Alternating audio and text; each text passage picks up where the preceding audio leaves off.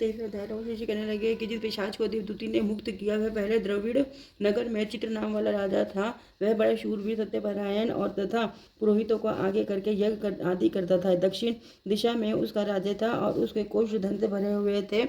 उसके बहुत से हाथी घोड़े और रथ थे। वह अत्यंत शोभा को प्राप्त होता था। बहुत सी स्त्रियों में कीड़ा करता था और अनेक यज्ञ उसने किए थे।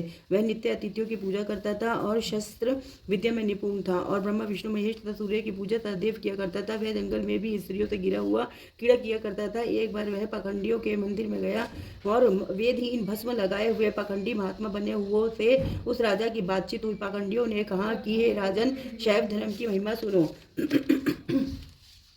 इस धर्म के प्रभाव से मनुष्य पाप को काटकर मुक्त हो जाता है। सब वर्णों में शैव मत ही मुक्ति का देने वाला है। शिव की आज्ञा के बिना दान यज्ञ और तपो से कुछ नहीं बनता।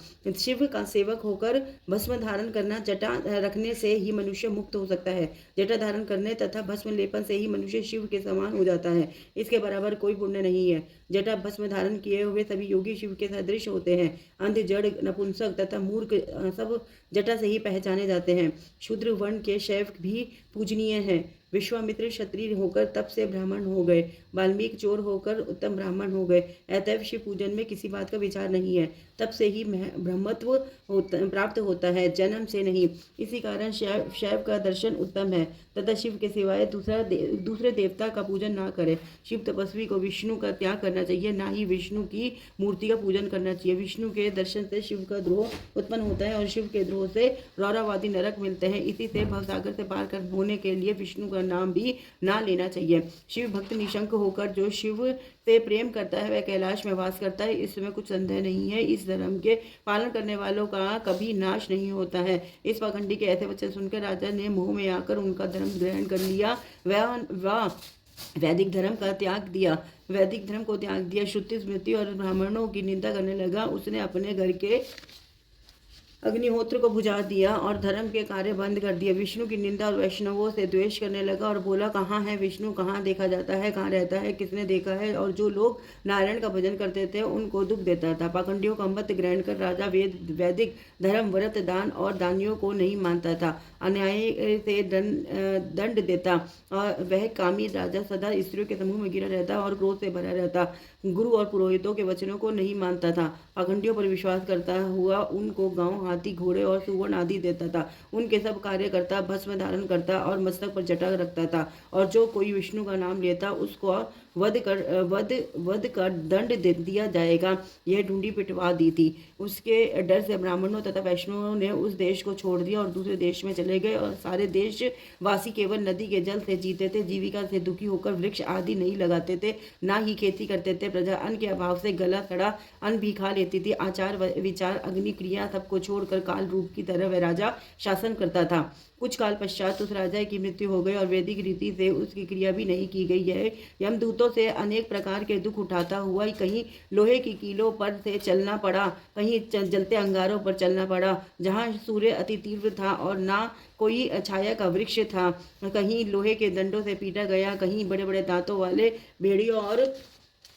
कुत्तों से काटा गया। इस प्रकार दूसरे पापियों का हाहाकार सुनता हुआ वह राजा यमलोक में पहुंचा। हरे कृष्ण हरे कृष्ण।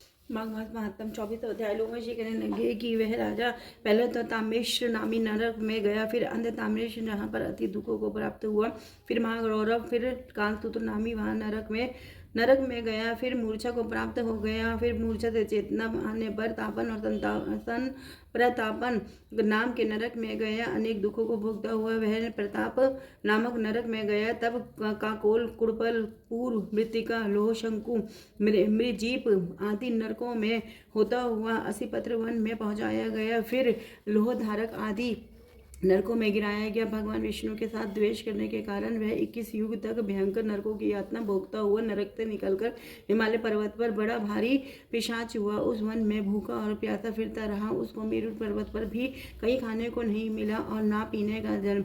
होत्वियता के कारण वह पिशाच घूमता हुआ एक समय पलुत प्रसरण नाम के वन में जा निकला। बहेड़े के वृक्ष के नीचे वह दुखी होकर हाय मैं मरा ऐसे जोर जोर से पुकारने लगा और कहने लगा कि भूख से दुखी हूँ, मेरे इस जन्म का कब अंत होगा। इस पाप रूपी समुद्र में डूबते हुए मुझको कौन सहारा देगा।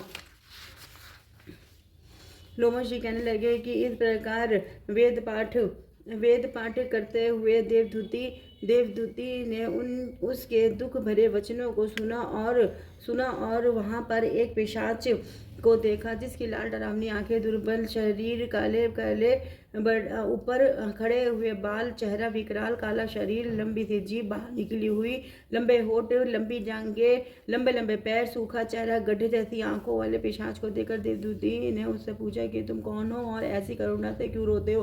तुम्हारी यह दशा कैसे हुई और तुम्हारा मैं क्या उपकार करूं? मेरे आश्रम पर आ जाने से कोई प्राणी दुखी नहीं रहता और वैष्णव लोग आनंद ही करते हैं। सो हे भद्र, तुम अपने इस दुख का कारण जल्दी कहो, क्योंकि विद्वान मनोरथ पाने के लिए विलंब नहीं किया करते। ऐसे वचन सुनकर प्रेत रोना बंद करके विनीत भाव से कहने लगा कि हे तुझ, किसी बड़े पुण्य से मुझको आपके दर्शन हुए हैं। बिना पुण्य के साधु की संगति नहीं होती। और फिर उसने पहले जन्म का वृतांत कहा कि भगवान विष्णु के द्वेष के कारण मेरी यह दशा हुई है। जिस हरि का नाम यदि अंत समय में मनुष्य के मुख से निकल जाए तो मनुष्य विष्णु पद को प्राप्त होता है, और जो सबका पालन करता है उसी से मैंने द्वेष किया। यह सब मेरे कर्मों का दोष है, जिसकी ब्राह्मण तप द्वारा प्रार्थना करते हैं। ब्रह्मादि देवता, सनकादि ऋषि जिसको मुक्ति के लिए पूजते हैं, जो आदि मध्य और अंत में विश्व का विधाता और सनातन है, जिसका आदि मध्य और अंत नहीं है, उस भगवान के साथ मैंने द्वेष किया। जो कुछ पुण्य मैंने पहले जन्म में किए थे, वह सब विष्णु की द्वेष रूपी अग्नि में भस्म हो गए। यदि किसी प्रकार मेरा यह पाप नाश हो जाए तो मैं भगवान विष्णु के सिवाय किसी और देवता का पूजन नहीं करूंगा। विष्णु भगवान से द्वेष करके मैंने बहुत दिनों तक नरक यातना भोगी और अब पिशाच योनि में पड़ा हूँ। इस समय मैं किसी अच्छे कर्म के योग से आपके आश्रम में आया हूँ, जहाँ पर आपके सूर्य रूपी दर्शन ने मेरे दुख समान अंधकार को दूर कर दिया है। अब आपके कोई ऐसा उपाय बतलाइए जिससे मेरी यह पिशाच योनि दूर हो, क्योंकि सज्जन पुरुष उपकार करने में देर नहीं करते। देवदूती कहने लगे कि यह माया देवता, मनुष्य, असुर सबकी स्मृति को मोहित कर देती है, जिसमें धर्म का नाश करने वाला द्वेष पैदा हो जाता है। जगत के उत्पन्न करने, रक्षा करने और नाश करने वाले जो सब प्राणियों की आत्मा हैं, उनसे भी लोग द्वेष करते हैं। जिनके अर्पण करने से सभी कर्म सफल होते हैं, उनकी भक्ति से मुख मोड़ने वाले मूर्ख कौन सी गति को प्राप्त नहीं होते। चारों वर्णों का वेदोक्त हरि का भजन करना ही उत्तम है, अन्यथा कुमार्ग में चलने वाले मनुष्य नरक के गामी होते हैं। इसी कारण वेद विरुद्ध कर्मों को त्यागना चाहिए। अपनी बुद्धि से बचे हुए धर्म के मार्ग पर चलने से मनुष्य परलोक के पथ का भी नाश करती है। वह वेद, देवता और ब्राह्मणों की निंदा करते हैं। झूठे मन कल्पी शास्त्रों को मानने वाले नरक में जाते हैं। देवादि देव विष्णु से विमुख होने वाले नरक में जाते हैं और जाते हैं, जैसे द्रविड़ देश का राजा नरक में गया। इस कारण इनकी निंदा नहीं करनी चाहिए और वेद में ना कही गई क्रिया को भी नहीं करना चाहिए। लोमश जी कहने लगे कि ऐसे कहने पर मुनि ने पिशाच को सुमार्ग बतलाया कि माघ मास में तुम प्रयाग में जाकर स्नान करो और उससे तुम्हारी वह पिशाच योनि समाप्त हो जाएगी। माघ मास में प्रयाग में स्नान करने से मनुष्य पहले जन्म के सब पापों से मुक्त हो जाता है। वहाँ पर स्नान करने से मुक्ति प्राप्त होती है। इससे बढ़कर और कोई प्रायश्चित नहीं है। संसार में यह मोक्ष और स्वर्ग का खुला हुआ द्वार है।